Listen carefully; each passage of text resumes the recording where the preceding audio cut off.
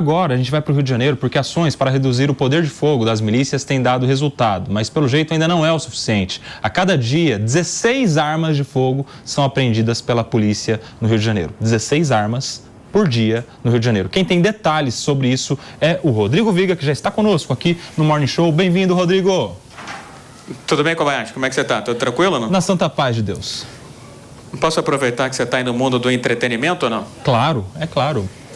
Eu estava conversando aqui com umas fontes da Prefeitura do Rio de Janeiro e tem ganhado volume, o rumor. Eu já estou tratando até como notícia quase que confirmada do show da Madonna aqui no Rio de Janeiro no dia 4 de maio, viu, Kobayashi?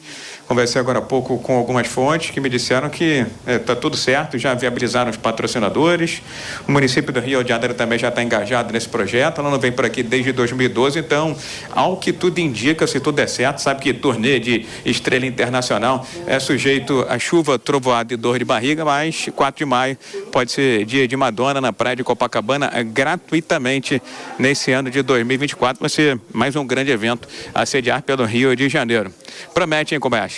Promete, a turma já vai começar a preparar a passagem aqui, o bilhete da passagem, reserva do hotel, viu, Viga? Aqui no programa, inclusive, tem uns fãs aqui da Madonna. Você vai também, né, Viga? Like a virgin, like a virgin. Vai lá, Viga. Vamos lá, voltando à questão da segurança pública, como você falava agora há pouco na cabeça aí da matéria, tem sido feito um esforço enorme das forças de segurança aqui do Rio de Janeiro na apreensão de armas de fogo, mas tem um tipo de armamento que tem chamado bastante atenção, que é o fuzil. Tem muito fuzil circulando aqui no Rio de Janeiro. Eu conversei com várias autoridades aqui do Rio e elas dizem o seguinte, é porque aqui não há uma facção dominante, pelo contrário, você tem 3 ou 4 facções criminosas, você tem milicianos, por isso a necessidade de um poderio bélico para tentar se impor, fazer frente ao adversário. Os números, eles falam por si só, viu, meu caro Kobayashi? Segundo um levantamento feito aí pelo governo do estado do Rio de Janeiro, nos últimos 16 anos foram quase 6.300 fuzis recolhidos das mãos de ou traficantes ou de milícia. Dá uma média de 16 por dia. 16 anos, 16 ao dia. E os números de 2024 não diferem muito dessa média aí dos últimos anos. Janeiro desse ano, por exemplo, 62 fuzis apreendidos contra 60 em 2023. No ano de 2023, quase 30% a mais do que foi apreendido em termos de fuzil do que no ano de 2022. É um trabalho dioturno, quase que inglório, né? Inglória a tarefa para as forças de segurança do Rio de Janeiro, que junto com o governo do estado, a gente está aqui no Palácio Laranjeiras, aguardando uma entrevista coletiva do governador Cláudio Castro, vai falar sobre segurança, mas também sobre a dívida do estado com a União, mas há sempre um pedido, um apelo para que o governo federal, as forças federais também se empenhem nessa questão envolvendo o tráfico internacional de drogas. O discurso por aqui é que o Rio de Janeiro não é um produtor, não é um fabricante de armas, tampouco de droga, mas é um grande consumidor por conta dessa guerra que existe entre facções criminosas também, mais recentemente envolvendo grupos paramilitares, viu, Kobayashi? Tá aí, informações trazidas pelo Rodrigo Viga, diretamente do Rio de Janeiro, sobre a apreensão de armas e, em especial, de fuzis. Obrigado, viu, Viga? Volto sempre ao Morning Show. Boa coletiva de imprensa para você aí com o governador do Rio. Gente, são 11 horas e 36 minutos. Quem está na rádio vai para um breve intervalo. Por aqui eu quero te ouvir, Palumbo, sobre esse número assustador. A polícia do Rio de Janeiro, ou as polícias do Rio de Janeiro, apreendem 16 armas por dia e muitos fuzis, inclusive. É assustador mesmo, né? Inclusive, essas armas são armas de guerra, armas que são capazes de furar um carro blindado. No Rio de Janeiro, infelizmente, é comum... A gente já viu helicóptero cair no Rio de Janeiro, vocês lembram? Lembra disso? Você vê traficantes com granadas, traficantes com .50... e tiroteios com esse tipo de armamento é uma situação indigesta. Palumbo, probleminha no seu microfone, a gente já vai resolver. Por aqui a gente vai ouvir então a Júlia Lucy. A gente sabe que o Rio de Janeiro é palco de violência constante, mas a gente sabe que agora essa preocupação ela vai reverberar muito fortemente nas eleições. Então, bandido está armado, bandido sempre teve acesso às armas, bandido usa a arma para movimentar o negócio dele, para aprisionar a população ali sob julgo dos seus desmandos, e a população entendeu que existe uma lógica por trás disso, e se não houver um combate muito ferrenho por parte do Estado, com autoridades com capacidade e coragem de fazer esse enfrentamento, não vai sair do lugar. A gente vê, por exemplo, a operação em São Paulo, que agora Tarcísio, inclusive, foi denunciado na ONU. A gente percebe a popularidade dele em relação a esse tema. A gente vê a população ao lado do governador Tarcísio. Inclusive, numa fala dele bastante dura, falou que pode ser denunciado em qualquer lugar, que ele não está nem aí, ele vai continuar com a ação, porque ele confia na qualidade do trabalho da polícia e ele sabe que esse trabalho precisa ser feito. A gente vê que a opinião pública não se abala no sentido contrário, pelo contrário, permanece ao lado dele.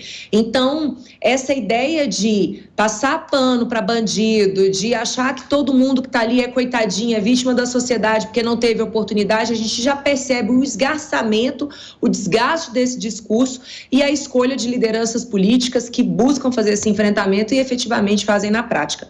Eu chuto que a eleição do Rio de Janeiro nesse ano vai para um candidato que ostenta esse discurso de combate à criminalidade. Sim, Palumbo, agora sim.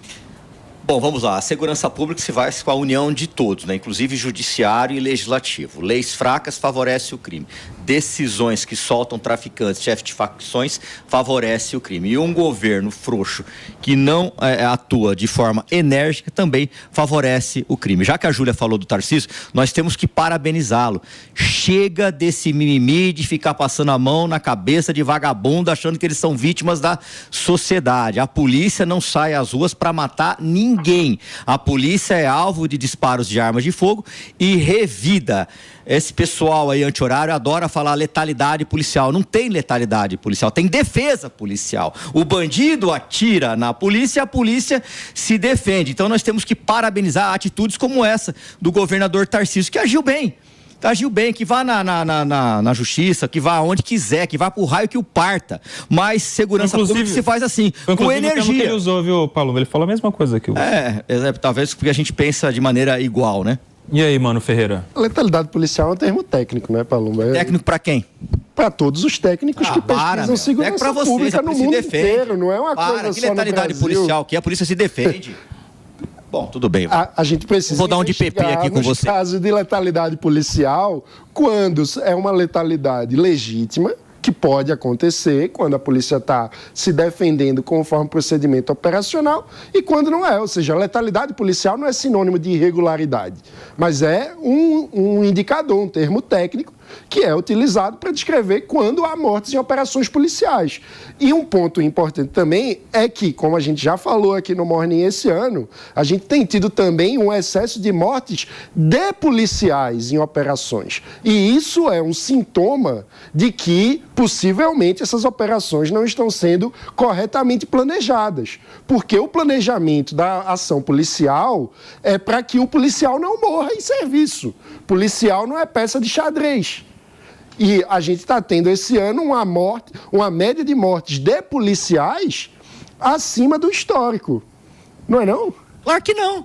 Claro que não. Falou aqui já do número de policiais mortos esse ano. Você quer falar que as ações não são bem planejadas? Não. Hoje, quando você tem lá no alto escalão, ministro e o próprio chefe do executivo falando, vamos humanizar, vamos colocar tornozeleiras, vamos soltar os presos, não pode superlotar presídio, a mensagem que você passa aqui embaixo pro crime é: nossa, se lá em cima estão falando isso, estamos respaldados. Vamos partir para cima, vamos atirar, vamos ser mais ousados, porque o negócio desandou. É essa a mensagem que a gente passa pro cara que tá aqui cometendo um 5-7. É essa. Ao contrário, a gente fala assim, vamos acabar com a saidinha, vamos ter mais penas pesadas, vamos fortalecer a polícia. Opa, o negócio tá ruim pro nosso lado. A gente tem que tomar cuidado com as entrevistas, quando a gente tem muito poder, porque passa a mensagem, sim, inclusive pro crime. Mas na hora de planejar a ação, a gente tem que pensar uma ação que seja efetiva, que combate o crime e que resguarde a vida do policial. Deixa eu te falar uma coisa. Quando você se envolve com bandidos armados de fuzil, é possível você ter o evento morte. Eu já fui em algumas ocorrências que eu não morri.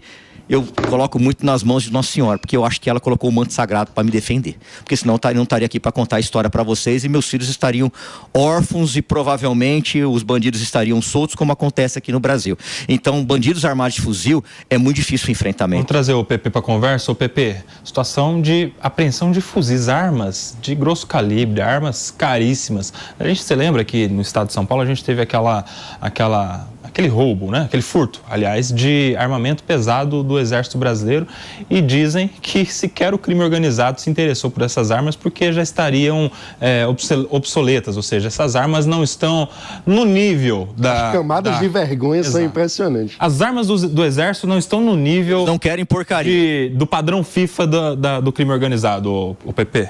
Uma coisa que impressiona, Koba, tem um estudo muito bom que fala que 55% das armas da criminalidade foram obtidas de forma legal, ou foram furtadas de pessoas que compraram a arma de forma legal, ou foram obtidas de forma legal pelo próprio tráfico e pela própria facção criminosa.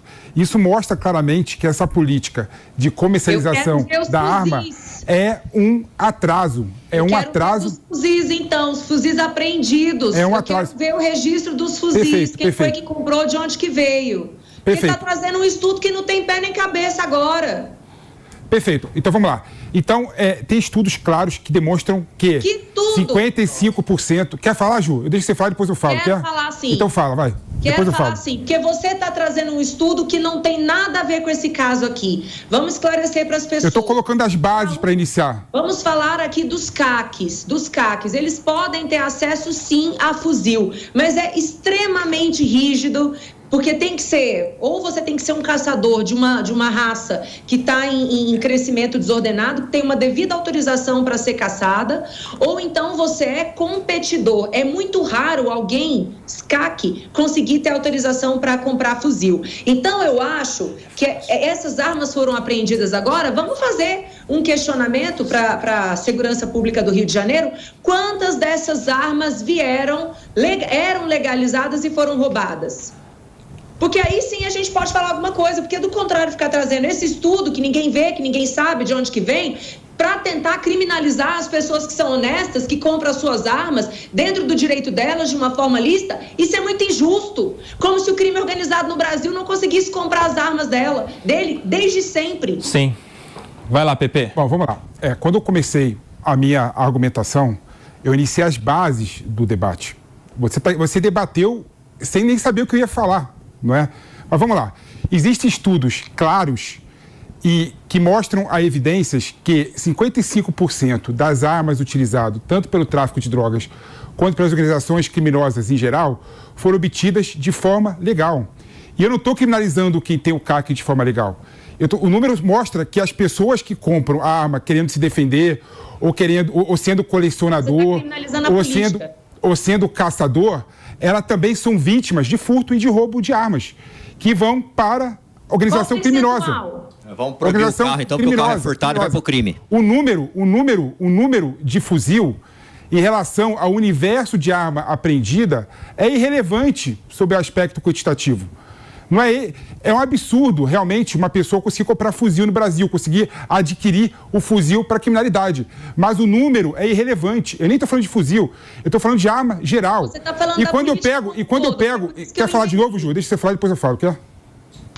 E quando eu pego, por exemplo, um estudo do IPEA, que eu trago sempre aqui, que mostra claramente que quando você aumenta 1% o número de comercialização das armas, aumenta em 2% o número de homicídio, é claro que essa política que o Palumbo defende,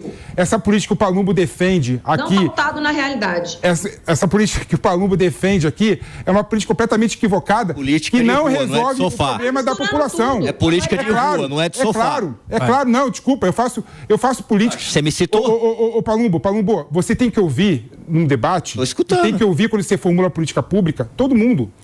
Esse argumento autoritário dizendo que quem trabalha com segurança pública... Eu falei que é política e quem pode apitar sobre segurança pública é só quem está na rua, é autoritário e é um absurdo. Não é verdade. Eu vou lá optar sobre o médico, como ele deve operar. Todo mundo tem que... eu vou lá optar com o médico, vou lá optar com o engenheiro. Ó, põe mais cimento aqui, ó. Claro que não. Por que na segurança pública meteu o bedelho, então? É isso que eu tô falando. Você precisa de sofá, cara. Todo mundo tem que meter o bedelho em segurança pública. Não, todo mundo nada. Vamos organizar. Que experiência que você tem? Vocês dois. Ô, Glaucão, me ajuda aí. Peraí, vamos organizar esse debate. O Pepe falou, agora vamos com o Palumbo. Pepe não acabou de falar, mas tudo bem. Mas não acabou de falar. Então, peraí. Tem que até 4 horas da tarde. Peraí. Fala, Pepe. Vamos lá. Ouve primeiro, Palumbo. O que eu tô falando pra você é o seguinte, é autoritário você bater no peito, falar assim, eu sou policial e eu tenho e eu tenho o discurso hegemônico e eu tenho o monopólio da ética e da moral quando o assunto de segurança pública. Não é. Todo mundo tem que ser chamado para o debate. Economista tem que ser chamado para o debate, professor universitário tem que ser chamado para o debate, policial tem que ser chamado para o debate. Qual que é o medo que você tem de ouvir a população e ouvir sobre o assunto? Nenhum. Acabou, Pepe? Nenhum. Especialista de segurança de sofá tem um monte. Eu não tenho medo de absolutamente nada. Agora você, se for numa comunidade tomar tiro, vai usar fralda. Você sai correndo e liga pra vovó. É isso que vai acontecer. Então eu não tenho o direito de falar pro engenheiro, coloca mais cimento aqui pra erguer esse prédio. Eu não tenho direito de falar pro médico, opera aqui com esse bisturi. Eu não sou da área. Quem não é da área não tem que opinar, rapaz. É assim que funciona. É assim que funciona. Vocês são especialistas em segurança de ar-condicionado. No primeiro tiroteio, vocês saem correndo e ligam pra vovó. É isso que acontece. Vocês têm que usar fralda. Vocês não sabem o que é tomar tiro. Vocês não sabem o que é um tiroteio. Vocês não têm a mínima noção do que é isso. Mas adora ficar num sofá aqui ditando regra pra quem tá lá morrendo no embate. Eu te falo uma coisa, Paulo. Eu prefiro mil vezes o Rudy Giuliani, que foi o prefeito de Nova York. Foi prefeito de Nova York, instituiu a política de segurança pública de tolerância zero e mudou. É o que o Tarcísio quer fazer aqui. E é o que o Tarcísio quer fazer aqui. E é o que o Tarcísio quer fazer aqui. Muito mais. E você não concorda com essa política. Você não concorda com essa política. Você não concorda com essa política. Feita por um civil. Você não concorda com essa política. Vocês dois. Você não concorda. É o que o Tarcísio quer. Glaucão. Você não concorda. Glaucão. Você não concorda com Glaucão aqui em mim. Política feita por um civil. Corta os dois. Os dois cortou o microfone, vocês dois, viu? Vocês não estão no ar. Vocês estão brigando, mas não estão no ar. Os dois microfones estão cortados aqui, os dois, viu? Não tá no ar, não tá no ar. Vocês estão falando, ninguém tá ouvindo. Não tá no ar. O Glaucão me ajudou aqui, gente. Obrigado, viu, Glaucão? Depois eu pago aquela Coca-Cola pra você. Julinha, com você aí, minha amiga. Não, a gente recebe uma notícia de apreensão de fuzil no Rio de Janeiro. Aí o Felipe vem criticar a política de acesso às armas das pessoas. Gente, é muito louco. É muito louco, não tem nada a ver essa análise, não tem nada a ver essa imputação de culpa. E mais uma vez, injusto. Injusto. E, mais uma vez, também é mentirosa a ideia de que armas legalizadas no Brasil aumentou o número de homicídios. Para quem não quer buscar estudo, coloca apenas assim no Google. Número de homicídios no Brasil durante o governo passado, compare com o aumento de armas legalizadas. É muito simples, porque estudo, algumas vezes, a gente sabe da matiz ideológica daquela pessoa que está fazendo a pesquisa, que está fazendo o estudo, a gente sabe que ela direciona muito a conclusão que ela quer chegar. Então, são dois dados frios que eu quero que as pessoas em casa pesquisem. Queda no número de homicídios e aumento do número de armas legalizadas. Nós vivemos isso no Brasil. É óbvio que se houve CAC que adquiriu fuzil no Brasil, como eu falei que é exceção, não é essa arma que é responsável pela violência do Rio de Janeiro. Pelo amor de Deus, gente.